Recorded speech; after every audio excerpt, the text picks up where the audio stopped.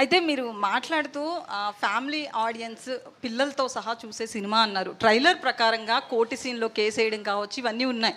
So, అవన్నీ family audience చూసేంతగా ఉంటాయంటారా? 100% ఇబ్బంది పడతారా? నో నో నో, అస్సలు ఇబ్బంది ఉండదు. నేను అదే అంటే డైరెక్టర్తో ముందు నుంచి ఈ టాపిక్ వచ్చినప్పుడు దీన్ని ఎలా హ్యాండిల్ చేస్తాము అనేది ఎక్కడ కూడా వల్గర్గా కానీ విజువల్గా కానీ ఎక్కడ 1% కూడా హార్డ్గా ఉండదు, ఫన్నీగా ఉంటుంది. ఆ ఫన్నీ ఉన్నప్పుడు ఎంజాయ్ చేస్తూ ఉంటారు.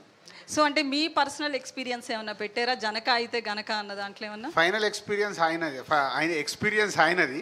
దాని అందరి ఆయన వెనకాల మేము ఆడియన్స్ అయ్యాం. మొత్తం ఆయనదే.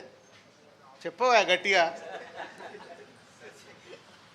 ఈయన ఆల్మోస్ట్ పర్సనల్ లైఫ్లో ఏవైతే ఇన్సిడెంట్స్ ఉన్నాయో అవన్నీ తీసుకొని అందరికీ జరుగుతున్న చుట్టుపక్కల చూసుకొని ఈ స్క్రిప్ట్ రాశాడు.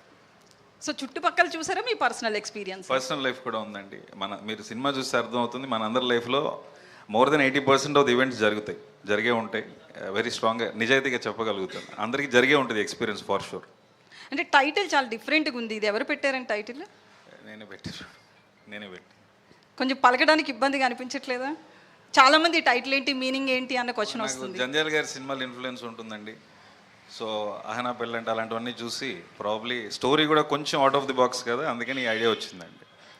ఒక టైటిలే కాదు లక్ష్మి గారు, 99% ఈ సినిమా అంతా ఆయనదే. 1% ఎక్కడన్నా ఉంటే నేను ఉంటా. ఇది కొంచెం పక్కకి వెళ్తున్నావు ఆలోచించుకో, ఇక్కడ కొంచెం లెంత్ ఎక్కయింది ఆలోచించుకో, ఈ డైలాగ్ ఏదన్నా చూసుకో, ఈ పాట ఇంకేదన్నా చెయ్యొచ్చా, ఇంత మట్టుగా. కానీ 99% ఆయనదే సినిమా అంతా. అయితే